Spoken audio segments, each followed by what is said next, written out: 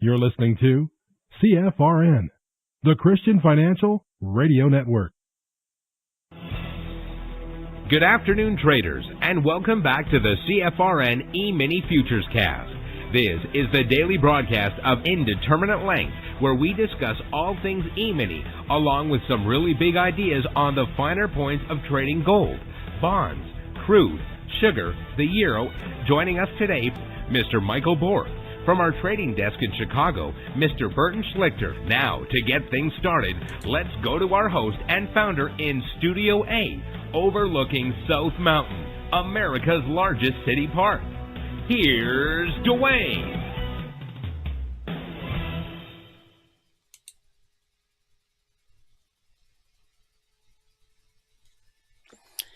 Good afternoon. Welcome back. Today is Monday, 16th day of March, 2026. This will be an abbreviated broadcast today. We sent the memo out, but I think some folks somehow didn't get it. But this week is officially vacation week for CFRN / My Trading IQ. But since I'm still in town, I thought I would do an abbreviated broadcast to just go over a couple things and, of course, remind you that this is officially vacation week. Okay? All right. So, gonna just skip through all the normal intro stuff and we'll go to our schedule here. Now, Michael's already gone, so he will not be joining us at the top of the hour. But we will dive in to where we always start the afternoon broadcast. That's with our daily devotional. The topic that we've been on for a couple weeks, and we still got a ways to go. God, where are you? Today's scripture is Luke 7, verses 7 through 10, and I'll share it from the NIV translation. That is why I did not even consider myself worthy to come to you. But say the word, and my servant will be healed. For I myself am a man under authority, with soldiers under me. I tell this one, go, and he goes, and that one, come, and he comes. I say to my servant, do this, and he does it. When Jesus heard this, he was amazed at him, and turning to the crowd following him, he said, I tell you, I have not found such great faith, even in Israel. Then the men who had been sent returned to the house and found the servant well. Again, that was Luke 7, 7 through 10. What does it take to amaze Jesus? Well, you just heard it. A Roman centurion, that's who we were just talking about, discovered the answer, and it had nothing to do with military might or political power. It had everything to do with faith. When Jesus entered Capernaum, an unlikely figure approached him for help. This wasn't a Jewish religious leader or fellow countryman. This was a centurion, a Roman officer commanding 100 soldiers, representing the occupying force that many Jews despised.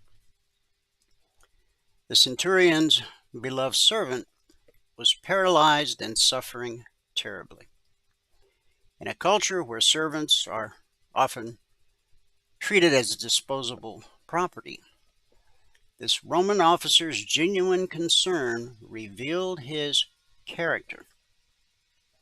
Lord, my servant lies at home paralyzed, suffering terribly. Matthew 8:6. Jesus' response was immediate. Shall I come and heal him? Matthew 8:7. But the centurion's reply stunned everyone. Lord, I do not deserve to have you come under my roof, but just say the word, and my servant will be healed. Matthew 8:8. Here was a man accustomed to authority, yet he recognized an authority far greater than Rome's. He understood something many religious leaders missed. Jesus didn't need to be physically present to demonstrate his power. The centurion explained, For I myself am a man under authority with soldiers under me. I tell this one go and he goes, and that one come and he comes. Matthew 8:9. He recognized that Jesus operated under divine authority and wielded power that could heal with just a word. Jesus' response was unprecedented. Truly I tell you, I have not found anyone in Israel with such great faith. Matthew 8:10. The Son of God was amazed, not by a miracle or theological discussion, but by the simple faith of a Gentile soldier. Now, if you're not familiar with the term Gentile, anyone who isn't Jewish, that's you, a Gentile. This encounter shattered expectations. Jesus declared that faith like the centurion's would bring people from the east and the west to sit with Abraham, Isaac, and Jacob in God's kingdom. Matthew 8:11.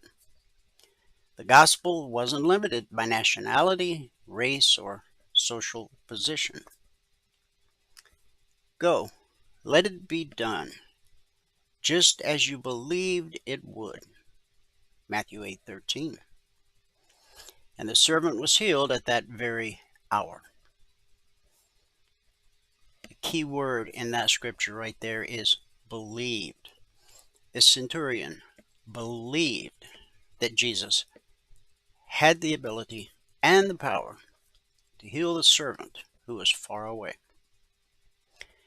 So what barriers do you think separate you from God's power? The centurion's story reveals that faith, not proximity or perfect theology, that's what moves Jesus' heart. Distance didn't diminish his confidence in Jesus' authority. The same Jesus who healed from a distance is present with you today. Let's pray. Lord Jesus, like the centurion, we come to you with humble faith. We trust in your authority and believe that your word has power to heal, restore, and make whole. Strengthen our faith so we may trust you completely in every situation. It's in your name we believe and pray. And everybody said, Amen. Amen, and happy Monday. Let me give you the numbers from around the world. Then we'll take a look at just a couple news articles, then we'll hit the charts, and before you know it, we'll be done. Okay, starting here in the U.S. with the cash markets, or the indices as they're called.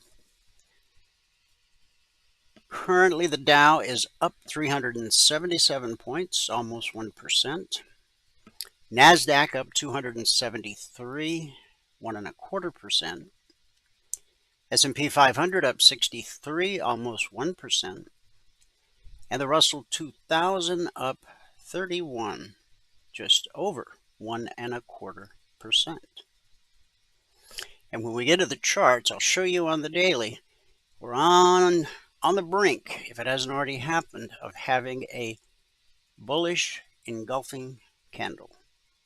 Although the context isn't perfect, I'll explain more when we get to the charts.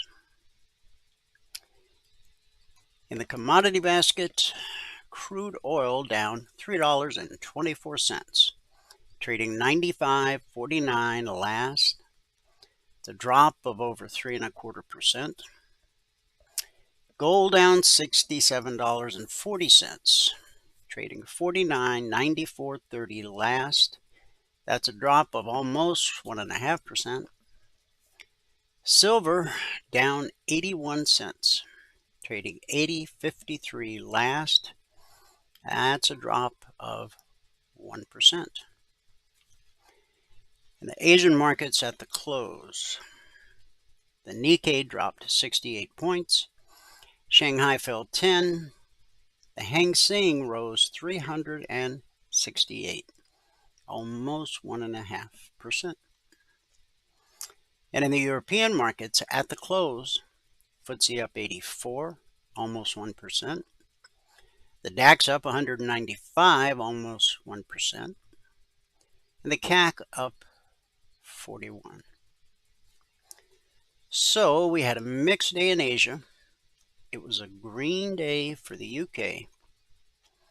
And at the moment, it is a big green Radio Monday here in the US of A. Keep in mind, we got FOMC coming Wednesday. Let's take a peek at the news. One win after another. I'm sure you have absolutely no interest in this, but I feel obligated to share it.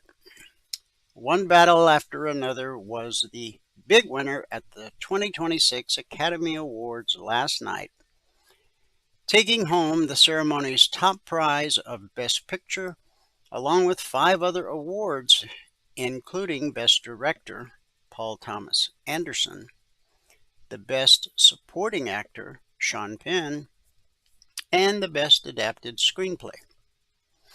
The other big winner of the night was Sinners. Imagine that. Which won 4 awards, including Best Actor, Michael Jordan, and Best Original Screenplay. Jessie Buckley continued her sweep this awards season, winning Best Actress for her role in Hamnet. Meanwhile, Golden became the first K-pop song to win an Oscar for Best Original Song. And I'm sure it was very hedonistic. I did not watch it. The stuff they put on TV at these award ceremonies, I just can't hang with it. Israel launched a wave of new airstrikes against Iran and Lebanon yesterday. Now, we're not attacking Lebanon. We're attacking the terrorists that Lebanon has given cover to, claiming a total of more than now 7,000 strikes since the war began late last month. The country says it plans to strike thousands of additional targets, anticipating at least 3 more weeks of hostilities. The updates come as the U.S. military struck Karg Island, which, as you know, last week I was begging them to do that day after day. Karg Island is vital to Iran's oil industry. The U.S. and Iran both said those strikes did not impact Iran's oil infrastructure. That's by design. President Trump did that on purpose. However, President Trump threatened further action if Iran continued to block the Strait of Hormuz, which normally transports 20% of the world's oil. Trump called on China, France, Japan, South Korea, the UK, and others to help secure all ships safe passage. Meanwhile, Iranian Foreign Minister Abbas Aragachi, or something like that, denied Trump's claim that the country is interested in a ceasefire. He also said Russia and China were providing Iran with military cooperation. So where's this new supreme leader? Nobody's seen hide nor hair of him since he was anointed or appointed. So, yeah, this is propaganda 2.0. Back in World War II, they dropped leaflets and pamphlets that said, surrender now. It's a whole different ball game now on the battlefield and in the propaganda realm. Turning to Wall Street news, multiple comments from the Trump administration in recent days suggest that the president's closely watched trip to China to meet with Xi at the end of the month may be delayed. Treasury Secretary Scott Bessent spoke from Paris after a meeting with top Chinese economic officials to iron out details of the ongoing trade truce ahead of the trip. I don't think he should go. I think that would be a huge mistake.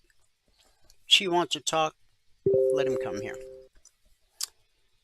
But Bessent said today on CNBC that we will see whether the visit takes place as scheduled, citing logistics as the reason for the delay, and that Trump would want to stay in the U.S. to oversee the war in Iran. Yeah, I can think of a whole lot of other reasons he should probably stay put. If the meetings are delayed, it wouldn't be delayed because the president demanded that China police the Strait of Hormuz, Bessent added. The critical shipping channel has been effectively closed amid the fighting, staunching the flow of oil into global markets, with President Trump over the weekend pushing other nations to help reopen the strait. Bessent appeared to be walking back comments from Trump himself, who told the Financial Times yesterday that the trip could be delayed if there is no deal on Chinese ships helping patrol the strait.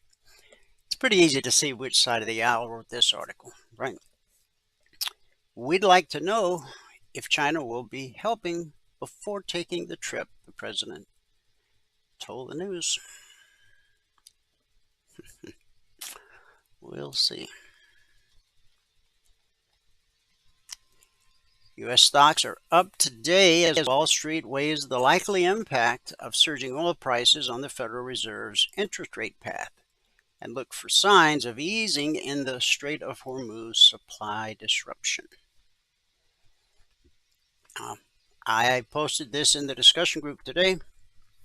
I foresee oil back in the 70s. I gave it 2 weeks. We'll see. We're heading in the right direction. Wall Street, of course, is keeping a close watch on developments in the Strait of Hormuz as the Middle East conflict enters its third week.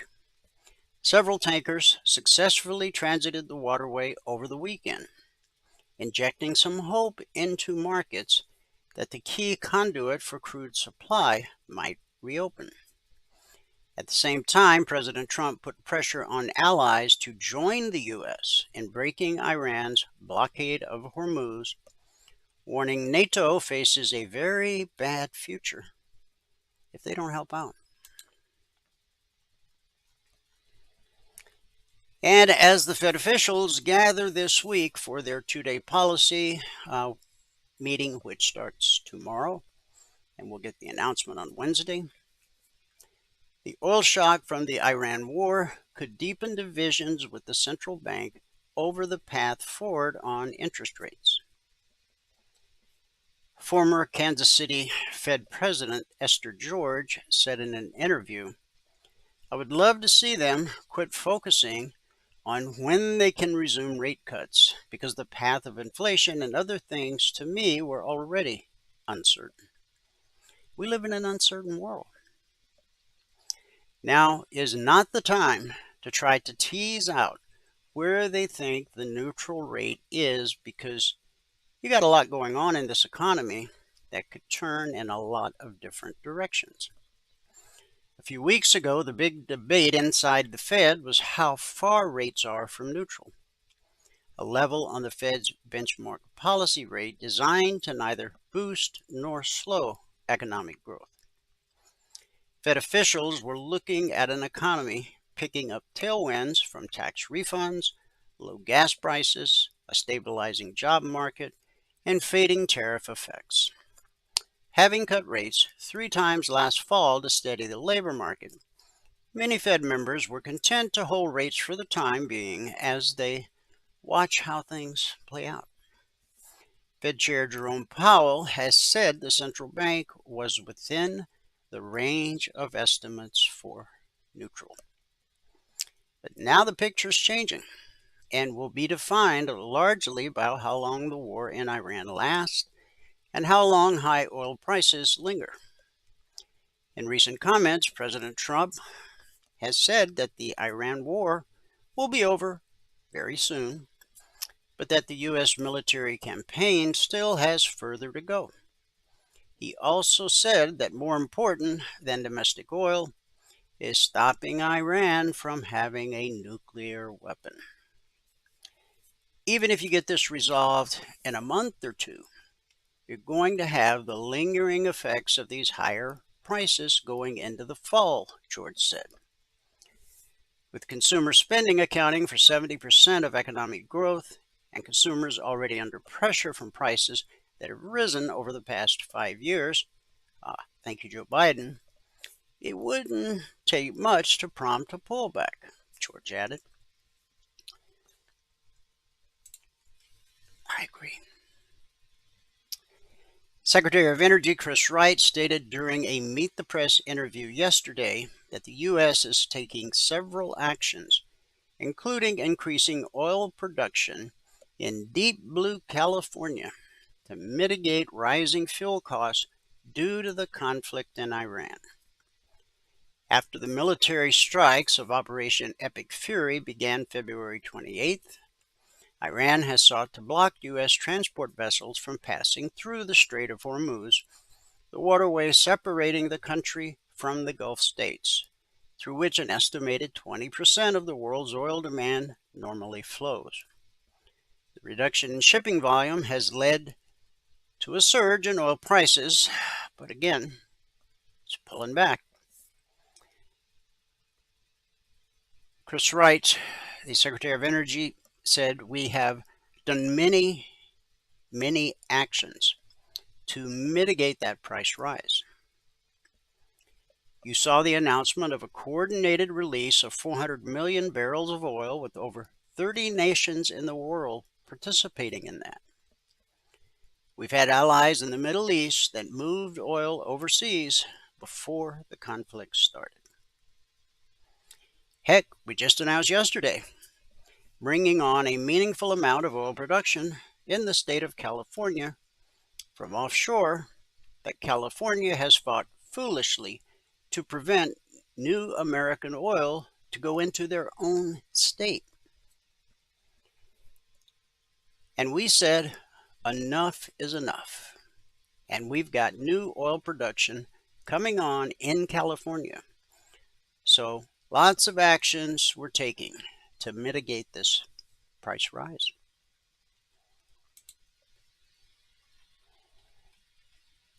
And I know we mentioned it at the beginning, but we'll take one more stab at it here. The perennial plague of Hollywood communists. Many species are fairly well known for comical lack of memory.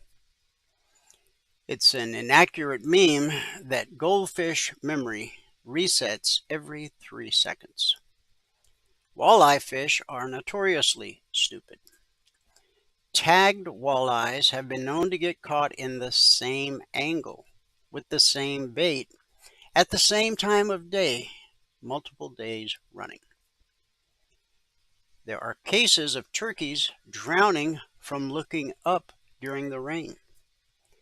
Baby chicks will witness their siblings get mangled by machinery and suffer the same fate seconds later. No species on Earth, however, tops the vapid lack of historical memory than the Hollywood communist. It was the Oscar Awards last night. I forgive you for missing it. Sinners, which is a flagrant rewrite of From Dusk Till Dawn, plus Black People in the KKK, won Best Cinematography. The Best Original Screenplay, and Best Actor. But nobody should be shocked. It's the first time in history an action horror movie has won so many awards. Closest thing to it was Silence of the Lambs, which won 5 and wasn't really action horror. Then The Exorcist, which won 2, and Alien, which took home 1. Now, that was years ago. Here's a question. Do we think this movie, Sinners, will have even 10% the same impact on our culture as the other 3? I'm going with no.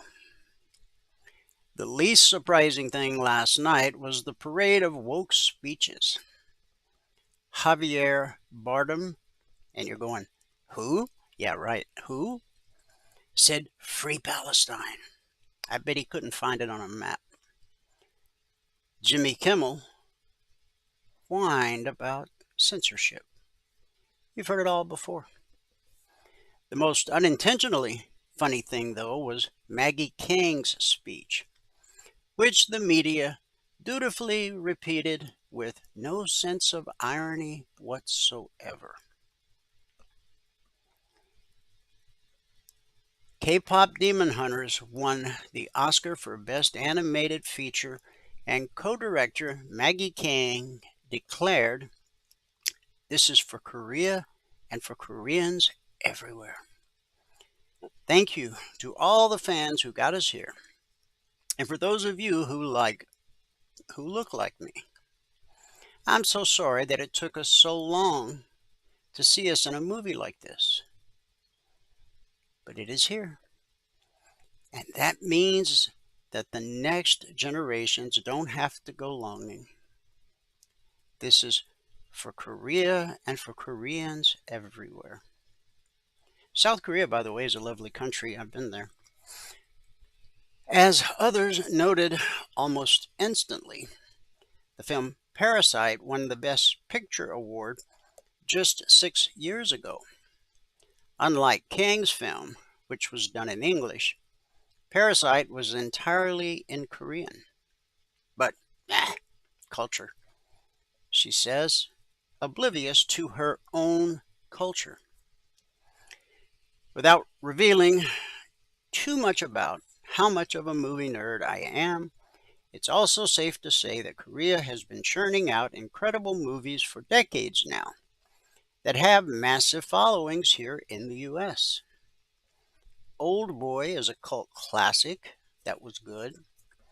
Americans remade it with Josh Brolin as the lead. That one, not so good. Squid Game will more than likely go down as the most popular, living the kind of life they have to live. As for me and my house, we'll pass. All right, let's look at Logic 247.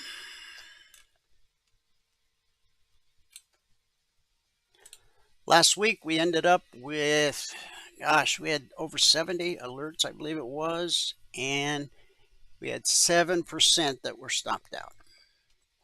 But we're in a new week, week 398. Over the last 398 weeks, we've issued over 21,700 individual handcrafted alerts. And what we've averaged on a weekly basis is 20% or less of the alerts being stopped out based simply on market structure. Just a simple process we teach all of our passport holders. Since the markets opened last night at 6 p.m. Eastern, that's when the Monday session begins, we issued a total of 14 alerts. When Valerie did the recap this morning at 6:30 a.m. Eastern, we were still waiting on the outcome of 7. So that gave us 7 actionable alerts, of which 1 or 14% would have been stopped out, again based simply on market structure and the simple process we teach all of our passport holders. The purpose of the logic alerts is to teach you or help you learn how to read a chart. If you're going to trade, obviously you got to be able to read the chart. But where do you go to learn that? Well, some of you've had 21,700 plus opportunities to learn how to read a chart. That is the purpose of the logic alerts. If you never actually trade one, then simply use them to learn to read the chart. The logic alerts can come out anytime around the clock. 2 a.m., 2 p.m. Futures trade around the clock. We got traders around the globe. Our day session is their night session, and vice versa.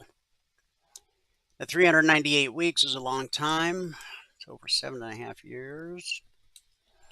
But quite a few years before we introduced Logic 247, we had our original alert service, the Concierge Trade Alerts. Now, they're different in a lot of different ways. The logic alerts have entry prices, long or short, initial targets, additional targets, final trade to targets.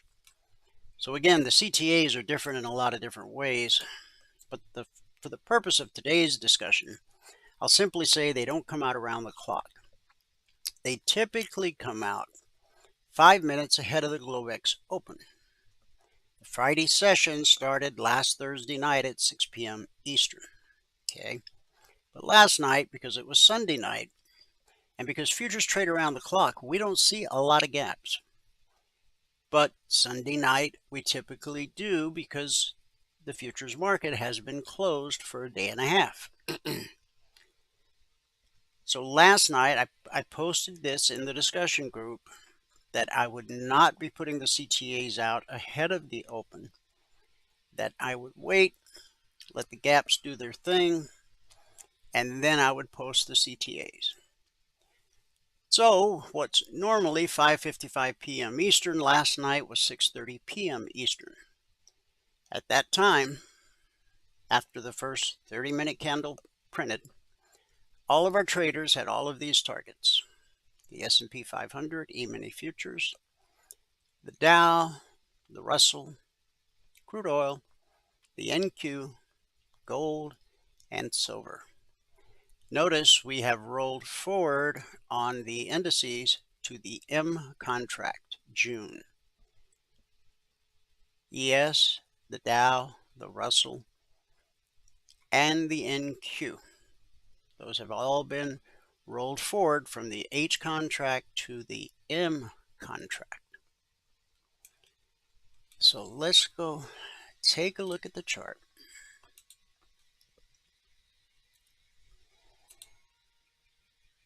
And I'll show you. It ran the other way. You see, Friday's high was, wait for it, pop up now, come on, 67.87 and a quarter. Today's high,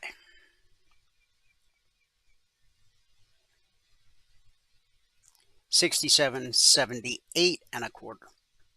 So as you can see, Friday's high is higher than today's high so far. Now here's what happened. As we opened last night, we did have a gap lower open that quickly filled. We then ran up to resistance times 2. When the black step line gets directly above price and red and falling gets directly above price, they become potential resistance. You've seen that happen on this day, and this day, and this day, and this day, on this day, on this day, on this day, and on this day. See, if we had gone just a little bit higher, we would have had a bullish engulfing candle. Now, I noted in the discussion group that the context is not particularly perfect for a bullish engulfing candle, which is one of your biggest and most important reversal signals. But again, you need to have good context. When you don't have good context, then like you see this right here, this bullish engulfing candle, the low was lower than the previous day, the high was higher than the previous day. See, that's engulfing. But you had no context. The bullish engulfing needs to come after an extended downtrend. So we have had an extended downtrend. It's just this low right here creating this double bottom that gives me a little bit of angst, but not that much. So we ran up to that resistance times 2. Now we've backed off. But today is young. So the question is will institutional traders rally us into the close, or will they fade with whatever profits they've racked up so far? Looks like we got some profit taking going on already. But from a technical standpoint, we know to expect resistance there.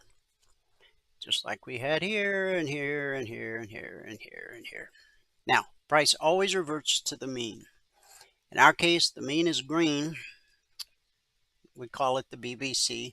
Stands for bull bear cross. When price crosses above the green line, we're bullish and expect higher prices. Below the green line, lower prices, higher prices, lower prices, lower prices. Now, we've been below the BBC without physically touching it for 1, 2, 3, 4, 5, 6, 7 trading sessions. Okay.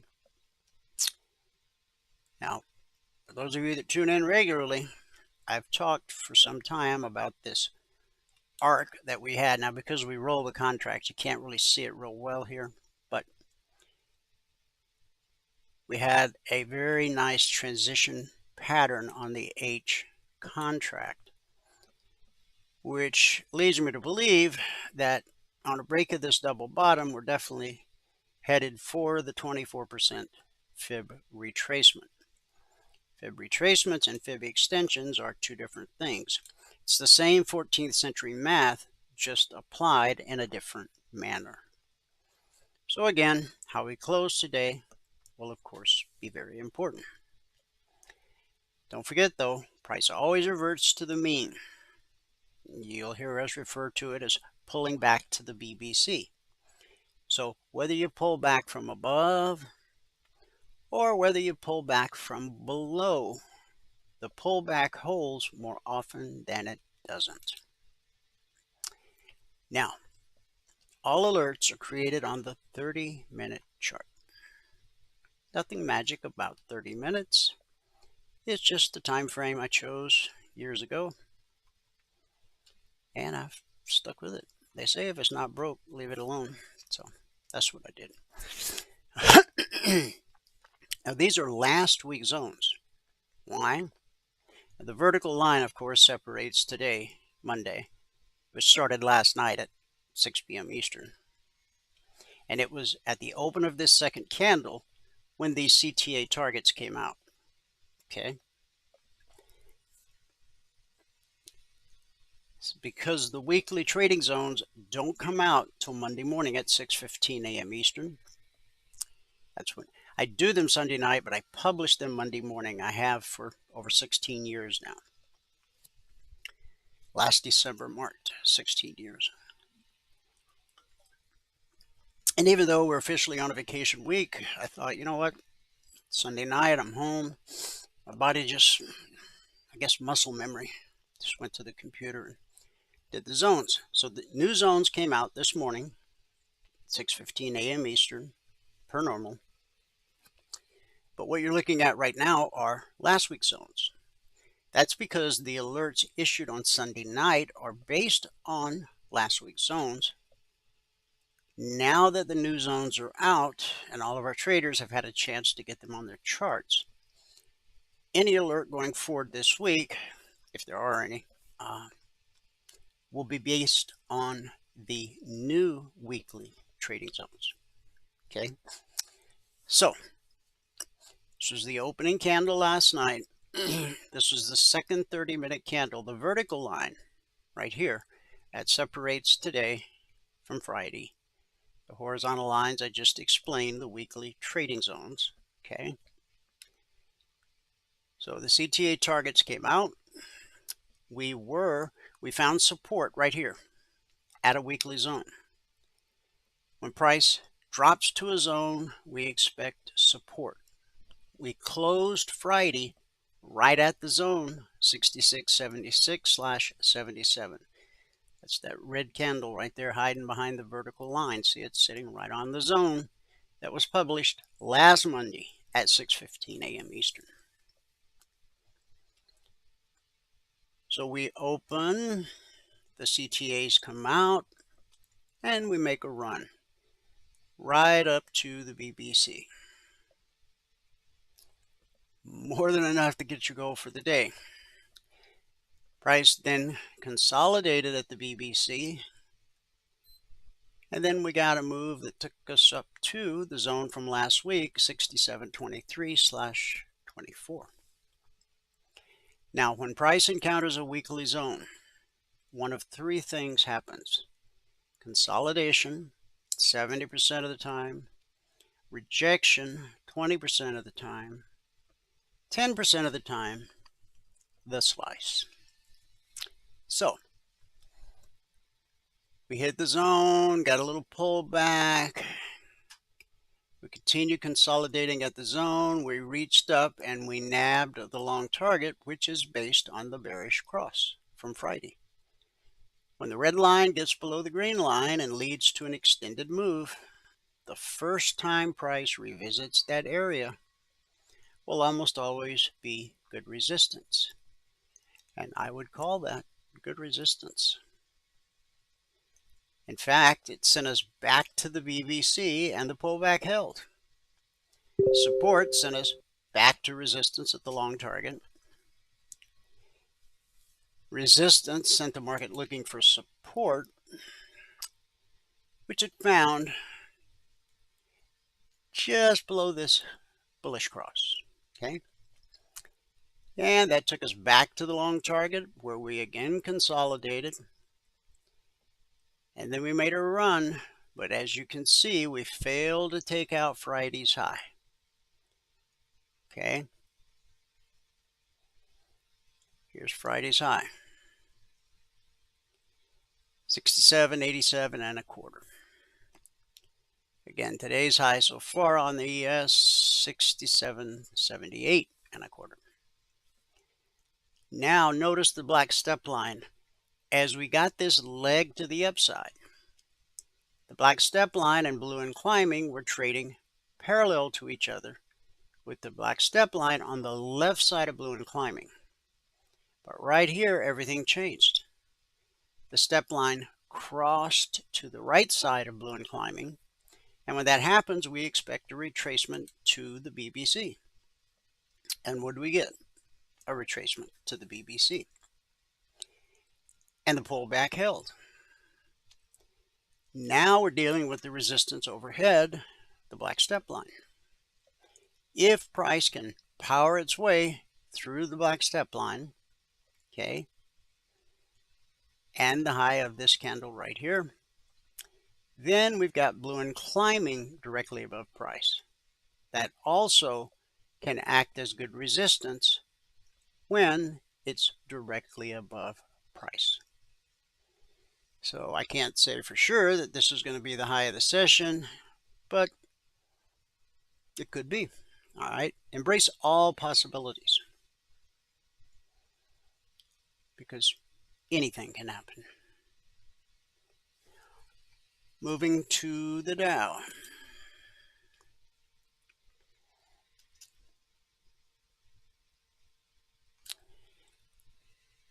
Guess we don't need to see Friday. No, there's Friday, but the vertical line again. This is the opening candle last night.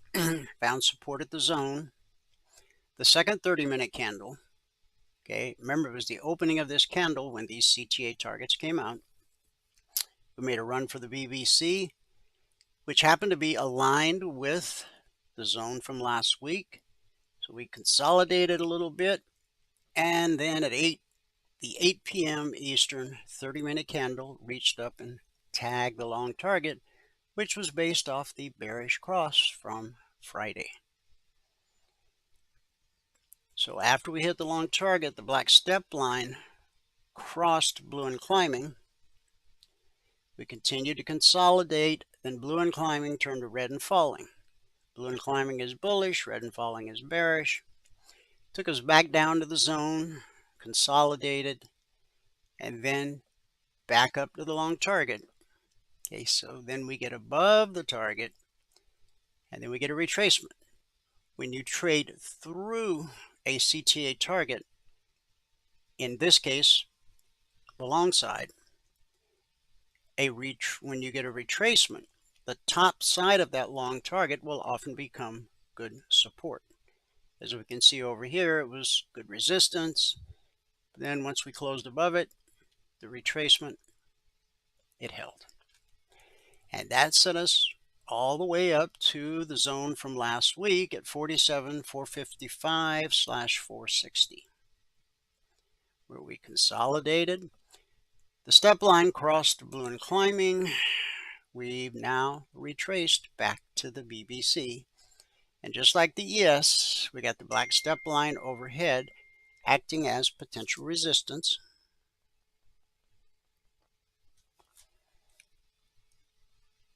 See right here? This candle opened green and it ran up to the black step line.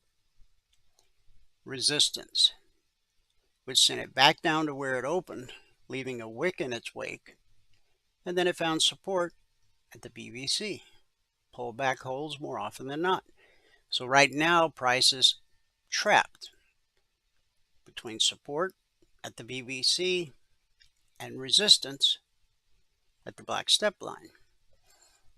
If institutional buyers, the ones who move price, can get us through that area, the black step line is currently at 47,287 right there, 286. If institutional traders get us through that, then we've got blue and climbing directly overhead, which again is, of course, potential resistance. So it's going to move one way or the other. Just got to be patient. Okay. Now, if price were to trade below, keep in mind, you've got the top side of the short target, which can become support. But this is a recent development. You've also got a bullish cross right here that led to an extended move. So if price were to drop back into this area, you've got support times 2. Okay. The Russell.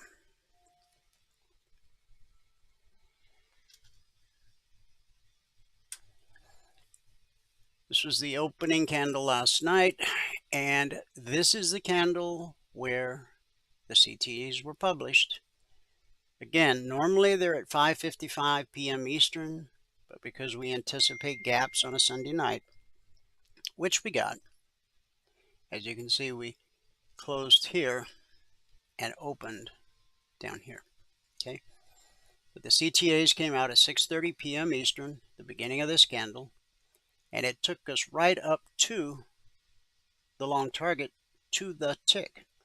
And what's that long target based on? The bearish cross from Friday. Next candle, we pushed a little bit higher and then failed. And then we came back to the BBC and the pullback held. Pullback holds more often than not. That sent us back to the long target and through the long target. Okay. Now, right here you see the top of the body of this candle, that's these highs right across here. The black step line crossed blue and climbing, and price kept finding resistance at blue and climbing. Although on this candle, we did reach up and touch that zone, that weekly trading zone, resistance. Resistance got us in the market looking for support, and you got a bullish cross here, but we traded a little bit below that, okay? In fact, we traded down to an area where I would not have specifically picked that price point as support, but I would have definitely been expecting potential support here and at this low right here. So really, you just got that wick sticking below where you would expect support just based on market structure. Support sends us looking for resistance. So we get back above the long target, we get a retracement, and as you can see right there, we touch the BBC right there. That sends us back to the zone overhead, a couple candles of consolidation, and then on the Russell, we actually take out Friday's high.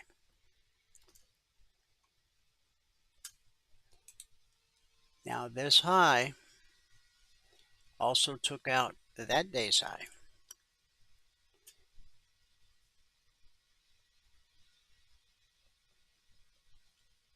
This high, again, not an area where I would have specifically looked for potential resistance.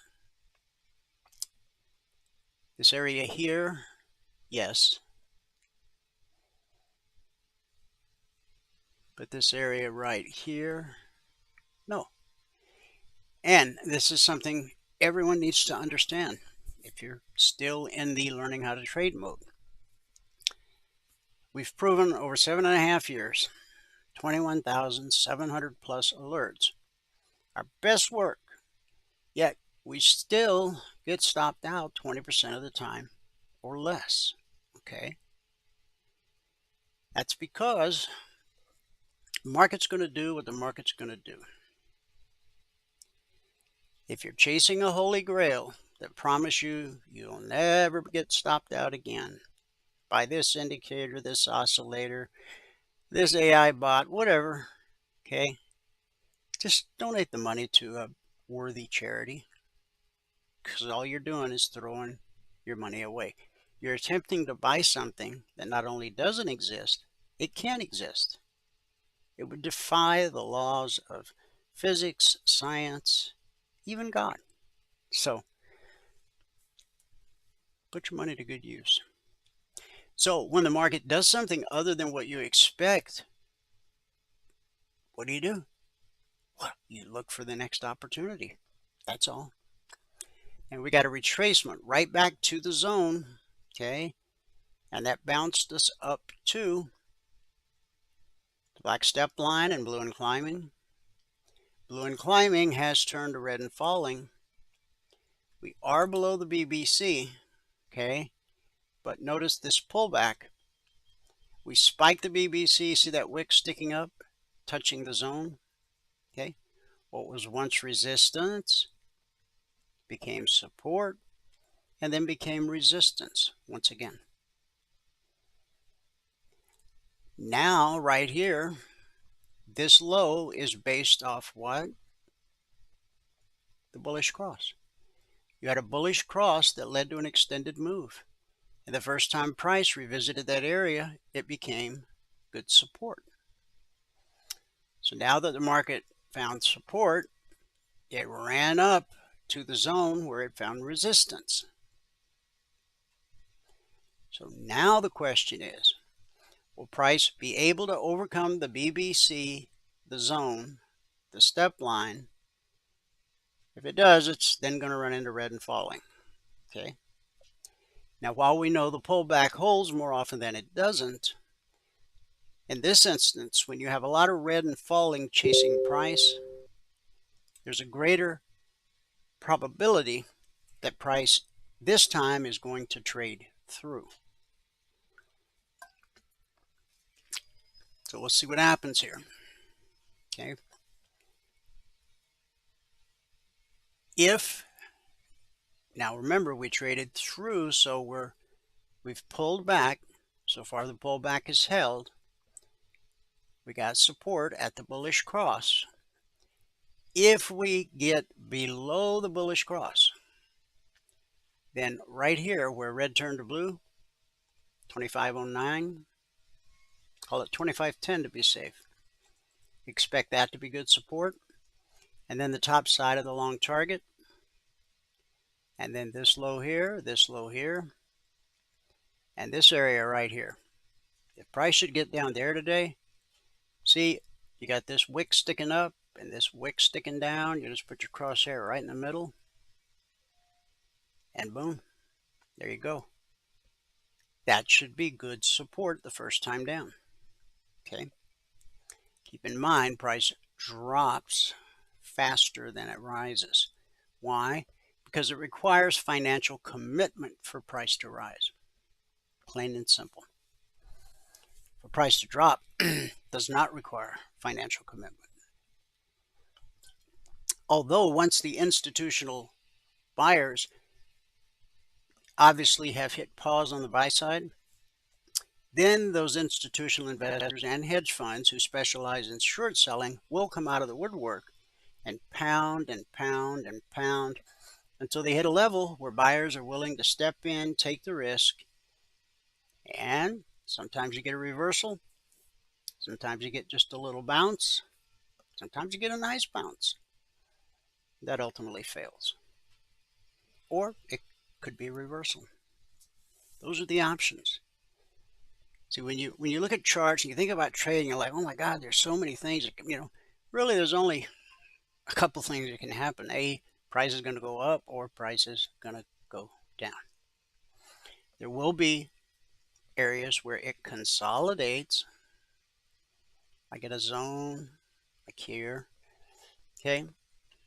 But that little bit of consolidation gives you the opportunity to figure out what you're going to do. Like, let's say buyers come back in, and they're not done yet. They really want to rally this thing.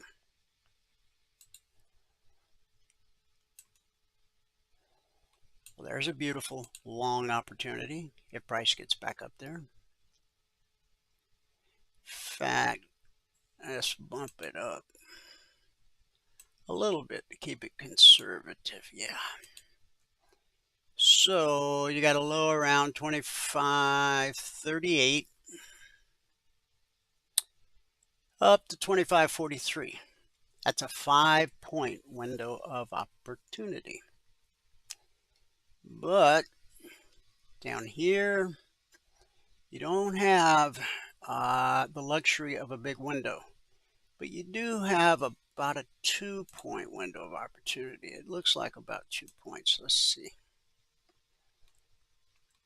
Maybe not.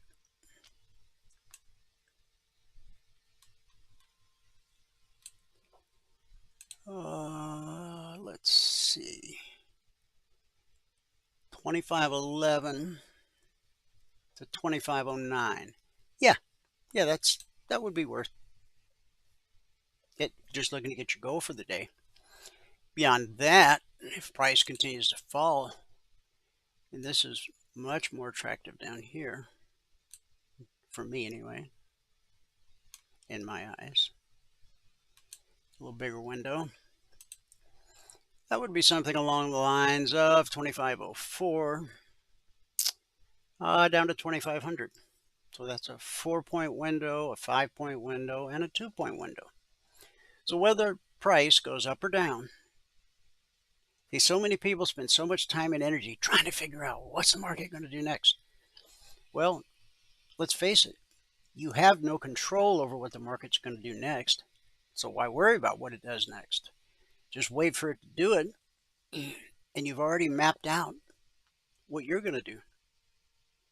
If price drops, you know where you're going to trade. If price rallies, you know where you're going to trade. And everything in between just doesn't matter. At least not to me. NQ. This was the open last night.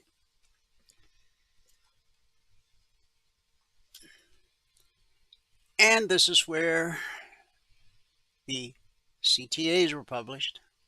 The open of this candle, red turned to blue, and it sent us right up to the BBC.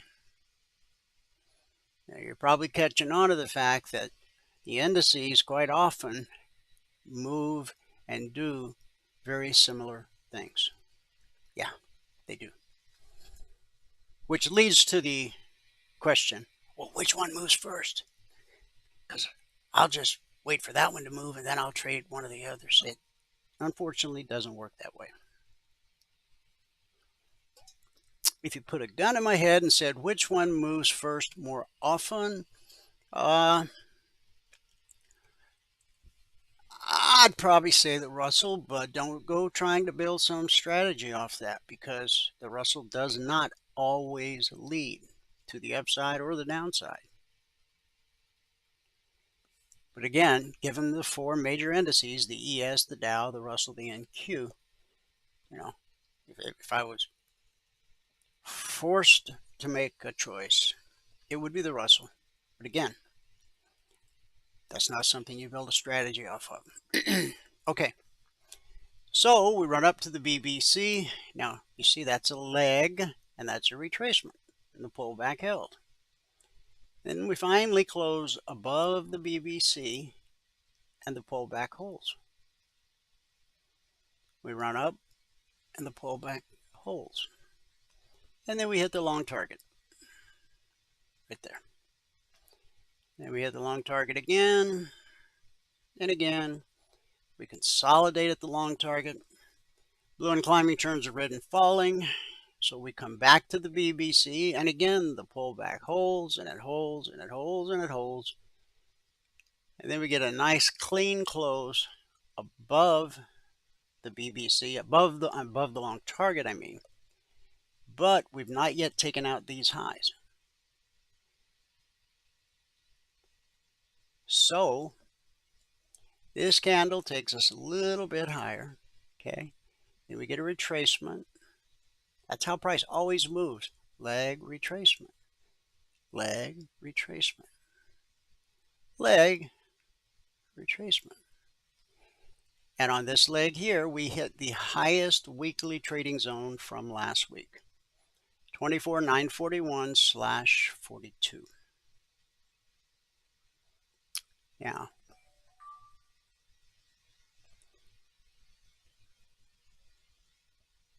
from the resistance at last week's highest zone, we get sent back to the BBC. Resistance always sends a market looking for support.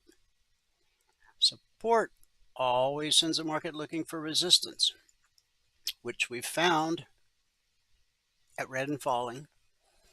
And just above that is the zone from last week. And right there is the high of the session so far. Okay. All right.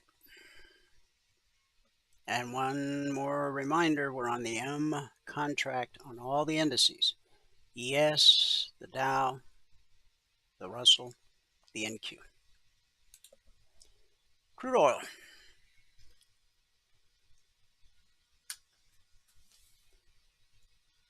Gap higher, or no.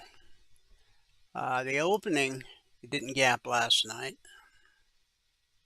Wait. Oh, I put that in the wrong place. Hang on. Let me fix that.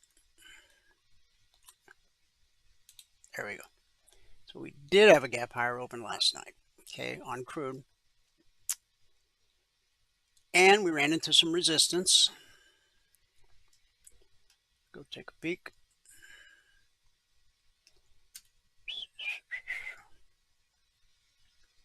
This resistance came in at an area. Now, I would have anticipated resistance right here and then here. But the market doesn't care what I anticipate or expect. The market does what the market does. And so, there it is.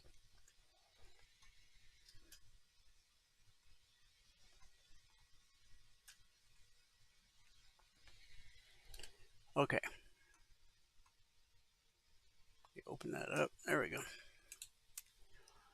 All right. So gap higher open. And then what do? We head south to the VVC. And what happens? The pullback holds. Sends us up to the zone, which we expect to be resistance till proven otherwise. That sends us back to the VVC and the pullback holds. This time we managed to get through the zone, but we failed to take out these highs from earlier in the session. Blue and climbing turns to red and falling. Price gets below that zone and below the VVC, and then it makes a run down to the short target, which was based off the bullish cross from Friday. This candle right here opened at 96.64, put in a high at 56. That's not right, I don't think. Hang on.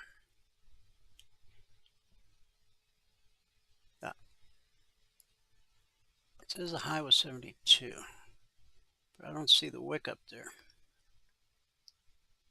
Let's try one more time.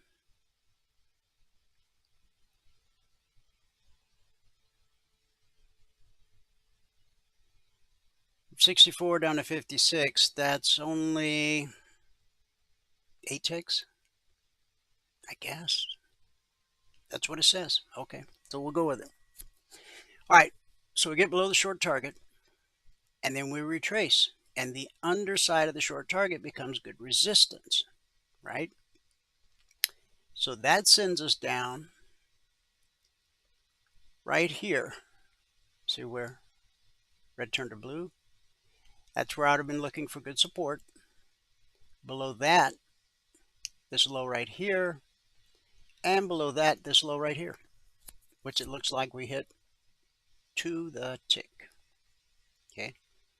Now this low from Friday, that's this low today so far. Support, what's it going to do? Send the market looking for resistance. So you got a leg and a retracement. The pullback hill holds more often than not. But now you got a red candle dropping into blue and climbing. So there may be a little bit of a battle there. Now, price could just rip right through blue and climbing. But under normal market conditions, in other words, no war in Iran, no Strait of Hormuz business, price would typically respect that blue and climbing and give you a bounce. But given the set of conditions we have today, I think the potential for it to move through it. Remember, I'm looking for oil in the 70s 2 weeks from today.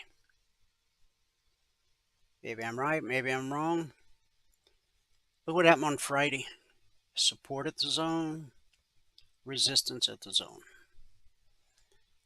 That's how it's been for the 16 years we've published the weekly trading zones. Now this was on last Friday, and these zones were published last Monday at 6:15 a.m. Eastern. So I look at this as like a catcher's mitt, just waiting to catch price and throw it back up. But be patient and see what happens.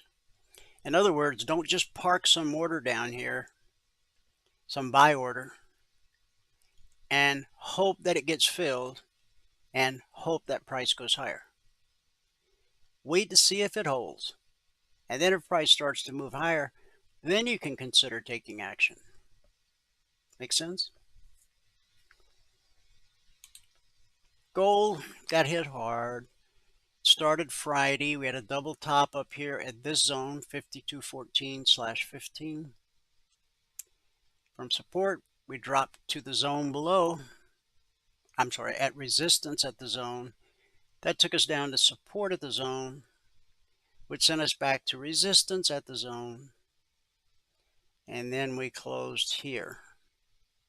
That little green candle, that's where we closed on Friday. So we closed up here, and then we opened last night down here. So that was a pretty significant gap. We ran down, we ran up, and then we ran back down. At one point, we had a red candle. At one point, we had a green candle all the way up to here. But how did the 30-minute period end? Here.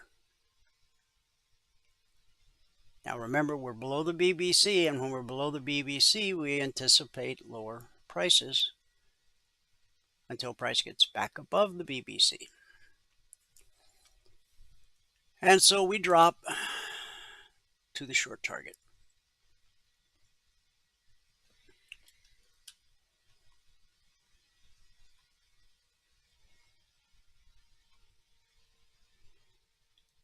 And that short target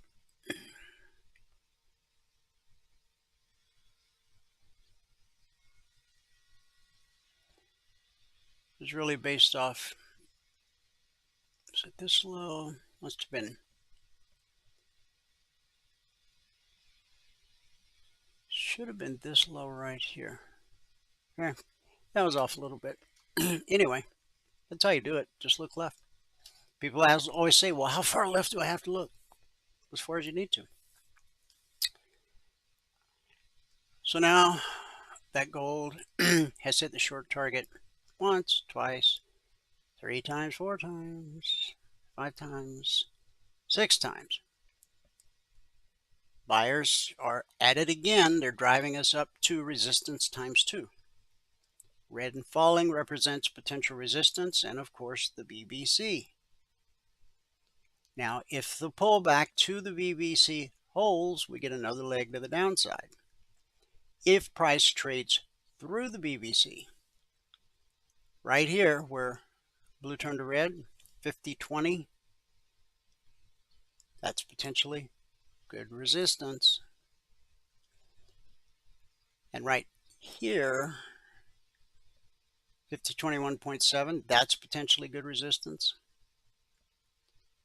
50-35, 50-43, and then you got to start looking over here at stuff that happened on Friday. Okay, any one of these wicks sticking up could turn into good resistance today. That's if price is able to get above the BBC and start trading north. Last but not least, silver. Here's where we opened last night on silver. This is when the CTAs came out. We ran up to the BBC. We hit the zone that was published last Monday at 6:15 a.m. Eastern. Resistance. Resistance sends the market looking for support, which it found at the short target. Spiked it just a hair. Gave us a bounce. And then this candle opened and it came down and hit it again. You only need 2 pennies in silver to get your goal for the day. Then we run into resistance here. And then we get a pullback to the BBC. The pullback holds and the pullback holds.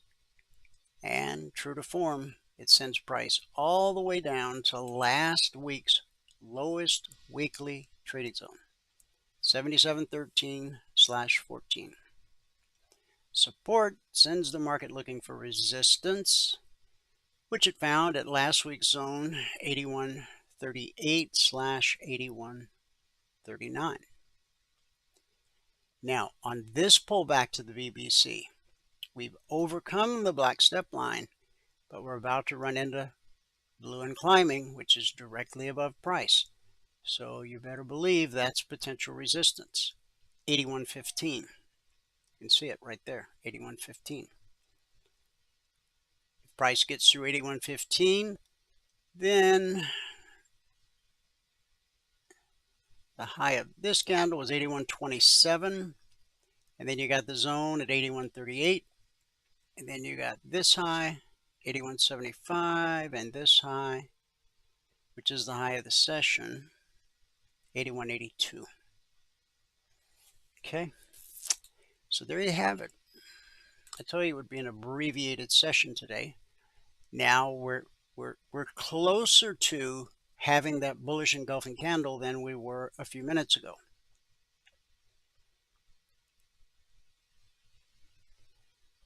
Now remember, Friday's high. Come on. Friday's high was 87.25. Today's high is 78.25. So we need to get 10 points above today's high, and then we're a tie with last Friday's high. But we need to get even one tick above that, and we would have a beautiful bullish engulfing candle, which often represents a reversal. However, I don't like this context. I mean, we've definitely been in a downtrend. Okay, so but this recent low is lower than here. So even if we get the bullish engulfing candle, we'll see what happens. I guess that's all we can do, right? Now, we've got another thing happening too. As this is our second day of consolidating sideways, the black step line is trying to cross red and falling. If that happens, then we should see a move back to the BBC. Now tomorrow may be quiet because the FOMC, their meeting starts tomorrow, but they make their announcement. The FOMC announcement comes out Wednesday, 2 p.m. Eastern. Okay. So there you have it for the abbreviated session. A reminder, CFRN and Trading IQ, we are on vacation for the week. It's official.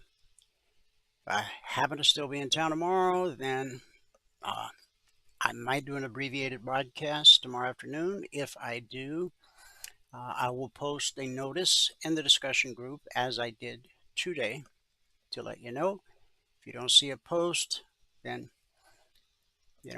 really your expectation should be that you won't hear from Michael or I until next Monday. Okay.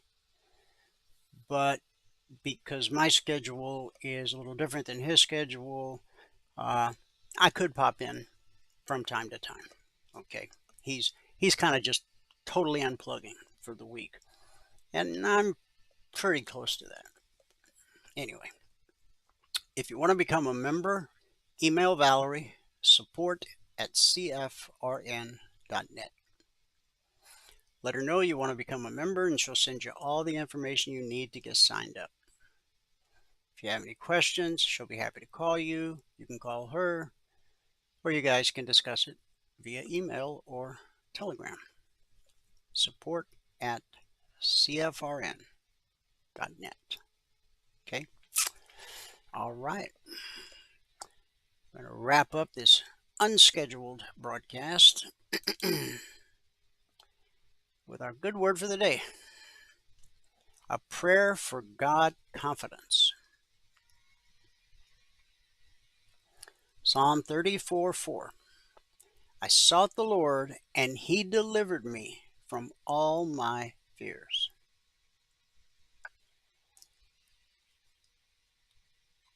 Father, I come boldly before your throne of grace to obtain mercy and find grace from deliverance from emotional insecurity. See Hebrews 4:16. Your word says you will make all your grace abound toward me, so that I will always have all sufficiency in all things and abound in every good work. 2 Corinthians 9:8. I cast down every thought of inadequacy and every imagination that rises up against what your word says about who I am and what I can do. 2 Corinthians 10:5. I resist any anxiety over the possibility of losing a social, professional, or other position or a desired relationship. I know that no one can thwart your purpose for my life. You, O Lord, have sealed my destiny. Isaiah 14:27. You guard all that is mine. Psalm 16:5. You know, that scripture right there, you guard all that is mine. When years ago, my wife and I used to go down to our mission in Rocky Point, and we're 4.5 hours from the Sea of Cortez in Phoenix. And for many years, my wife and I went every other Friday religiously. But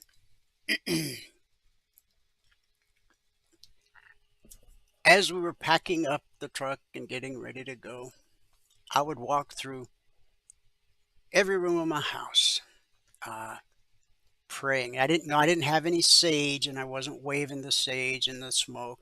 But I walked through my whole house, and I prayed over, every room, and, Lord, you know, that was early in my return to God's world. I never really left it. I just kind of got off on the wrong path there for a couple decades. This is in the late 90s. And then finally, one Friday afternoon, the truck was all packed up, and as I was about to begin my ritual, it dawned on me how religious, and I'm doing air quotes here, how religious I was being about this whole thing. Because I got the revelation, this ain't my house. This isn't even my stuff. So instead of doing my room-to-room prayer ritual, as I turned the key in the lock in the front door, I said, hey, God, you know where I'm headed for the next few days. I'm sure you'll take good care of your stuff. And I felt this incredible weight lift off of me. I mean, I always knew that anything I had good was a gift from God, that I was simply called to be a steward of that which God entrusted to me. But that day really stood out, because in Fridays gone by, after my ritual, as we're driving on the freeway, did I turn off the stove? Did I lock the back door? Did I lock the other back door? Did I lock the kitchen door? You know how it is, right? So if you're one of those people, and if you go through that kind of thing, relax. God's got this. So my routine then became every other Friday as we would head out for Mexico, and I turned the key in the lock. God, going to do your work in Mexico. I know you'll take good care of all your stuff here while I'm not here to personally watch over it. Putting the responsibility where it should be. Not on me, on God. And so that scripture that took me off into that little story out of my life, Psalm 16:5, you guard all that is mine. I know according to your word that you deliberately shaped me in the womb to be your servant. Therefore, I rest, rejoice, and trust that I am designed for my destiny and perfect for my purpose. Isaiah 49:5. Because of your grace, I walk neither in self-doubt nor in self-confidence, because I know that apart from you, I can do absolutely nothing. John 15:5.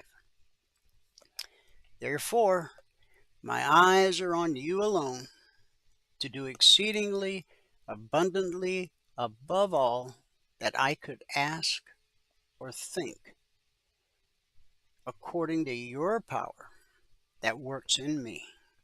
Ephesians 3:20. I thank you that you have heard me and delivered me from all my fears, and they no longer have any power over my life. Psalm 34:4. It's in the name of Jesus Christ I pray.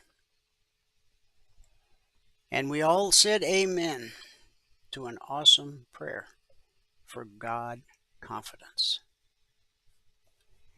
Thanks for tuning in, whoever you are, wherever you are. May God continue to richly bless you with His mercy and with His grace. And I'll see you at the bell.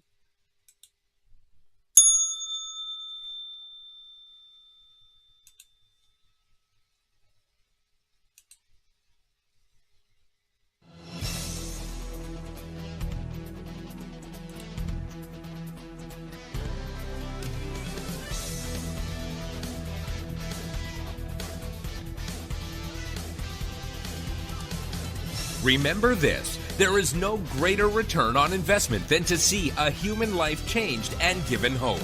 As always, pray hard and trade safe.